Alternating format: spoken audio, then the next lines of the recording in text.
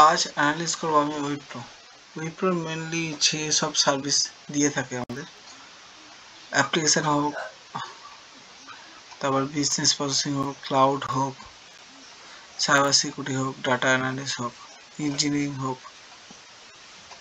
আমরা মেন উইপ্রো চিনি software company হিসেবে।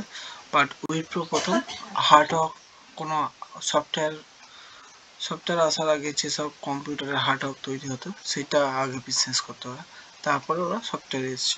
সেম টু সেম টিসিএসও এসছে, উইপ্রো এসছে। আমরা দেখে নেবো যে উইপ্রো কত সাল থেকে কাজ করছে। উইপ্রো কাজ করছে 1995 সাল থেকে ইন্ডিয়াতে। আর প্রত্যেক চ্যানেলেই থাকে আমার ডিসক্লেমার, আমি কোনো বাই বা সেল করার জন্য বলি না, এটা আমার ইউটিউব চ্যানেলের disclaimer, only for education purpose. Wipro মার্কেটে কবে লিস্টিং হয়েছে যদি আমরা দেখে নিই, 1945 থেকে কাজ করতে শুরু করেছে উইপ্রো, আর মার্কেটে লিস্টিং হয়েছে যদি আমরা লিস্টিং দেখে নিই 2003-এ লিস্টিং হয়েছে। আর প্রথমে আমি যদি করি, আমি প্রথমেই টেকনিক্যাল অ্যানালাইসিস থেকে শুরু করি। কোনো কোম্পানির যদি চার্ট আর কার্ভ হ্যান্ডেল প্যাটার্ন তৈরি করে তাহলে কেমন হতে পারে সেটা আমরা একবার দেখে নিই।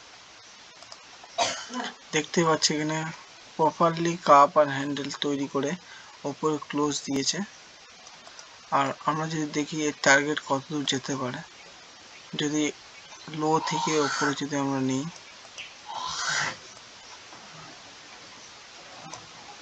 আমাদের টার্গেট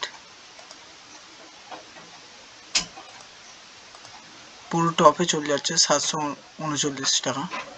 আর কোনো সময় যদি আমি সবই বলি, কোনো সময় যদি 30% ডাউন হয় টপ থেকে, লো থেকে,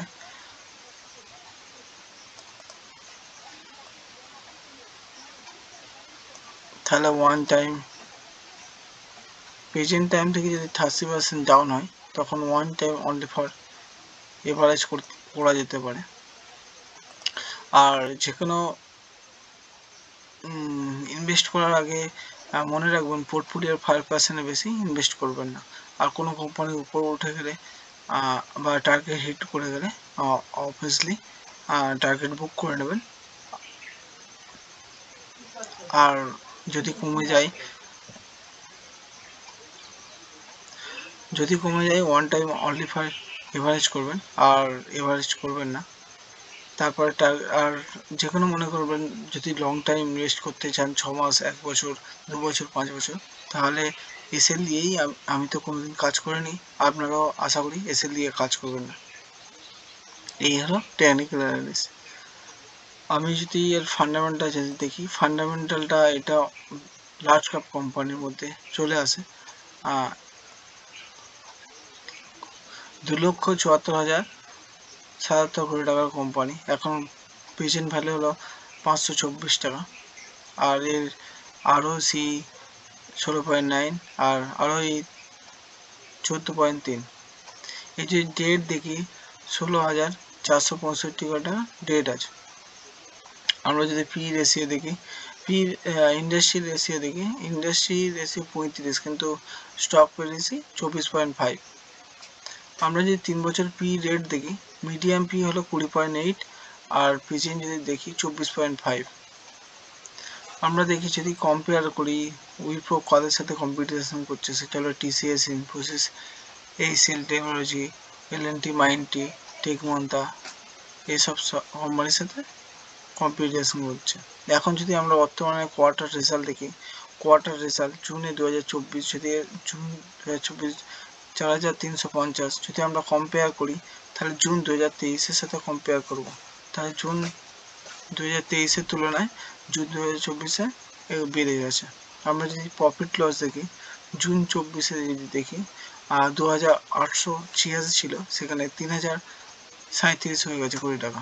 আমরা যদি প্রফিট লস দেখি, প্রফিট লসে যদি ইয়ারলি কোড দেখি, 2024 মার্চে এখন হয়েছে 16,752, আর টেলিং ইয়ার এখন 16,898 টাকা হয়ে গেছে। আমরা দেখেছি ইয়ারলি কত গ্রোথ আসছে। আমরা ট্যাক্স দেখতে পাই, ট্যাক্স নর্মালি আছে। আমরা যদি ইন্টারেস্ট দেখি, ইন্টারেস্ট একটু দিতে বেশি হচ্ছে। আদার্স ইনকাম বেড়ে গেছে, তুলনায় বেড়েছে। ডিপ্রিসিয়েশন কমেছে একটু। এখানে যদি দেখি আমরা ইকুইটি ক্যাপিটাল যেখানে ছিল 4092, এখন হয়েছে 1045। রিজার্ভ যদি দেখি 26,072, এখন সেটা বেড়ে 73,888 হয়েছে। বড় যদি দেখি, বড় তুলনামূলকভাবে মার্চ 2022 থেকে মার্চ 2023 থেকে বর্তমানে একটু কমেছিল, তারপর আবার বেড়ে গেছে। আমরা যদি ফিক্স অ্যাসেটের মধ্যে দেখি, ফিক্স অ্যাসেট এখন 9,996 থেকে এখন 43,624 হয়ে গেছে। আর এখন CWI তে পড়ে আছে 723, মানে CWI কমপ্লিট হয়ে গেলে অটোমেটিক ফিক্স অ্যাসেট চলে যাবে। আমি যে ইনভেস্টমেন্ট দেখি 6,765 থেকে এখন 33,884 হয়ে গেছে। আদার্স অ্যাসেট যদি দেখি 26,454 থেকে এখন 36,843 হয়ে গেছে। আমরা যদি দেখি ক্যাশ ফ্লো কেমন আছে, ক্যাশ ফ্লো অবভিয়াসলি পজিটিভ আছে। 6,394 থেকে এখন বর্তমান 17,622 হয়ে গেছে। আমরা যদি দেখি যে শেয়ার হোল্ডার প্যাটার্নটা কেমন হতে পারে, share holder pattern obviously promoter যেটা আছে, প্রোমোটার একটু হলেও কমেছে। এটা 7.89 থেকে 7.82 হয়ে গেছে। এখন এফআই যদি দেখি, এফআই একটু বেরিয়েছে, যেমন 6.96 ছিল, সেখানে 7.12 হয়ে গেছে। আর ডিআই যদি দেখি, ডিআই একটু কমেছে, 8.28 ছিল 8.25 হয়ে গেছে। আমরা যদি পাবলিকে দেখি, পাবলিকে আছে 11.68, আর তার থেকে যদি 2.32 যদি আমরা বাদ দিই, মোটামুটি 9-এর মতন আছে পাবলিকের কাছে, মানে স্ট্রং হাতের কাছে আছে। আমরা যদি নাম্বার অফ শেয়ার হোল্ডার দেখি, তাহলে দেখতেই পাচ্ছি আগের তুলনায় কমে গেছে। মানে বড় বড় ইনভেস্টার যখন ইনপুট করে তখন রিটেলের সংখ্যা কমতে থাকে। অবভিয়াসলি একটা উইপ্রো একটা খুব ভালো ব্র্যান্ড বা ভালো কোম্পানি, আমরা সবাই জানি। আর চার্ট প্যাটার্নটা তুলনামূলকভাবে এটা অ্যাচিভ করার টার্গেট আছে। আজকের আমার অ্যানালিস এইটুকুই। আমার যদি অ্যানালিস দেখে আপনাদের যদি একটু হেল্প হয়, প্লিজ লাইক সাবস্ক্রাইবার করবেন আর ভিডিওটা শেয়ার করবেন বন্ধুদের কাছে।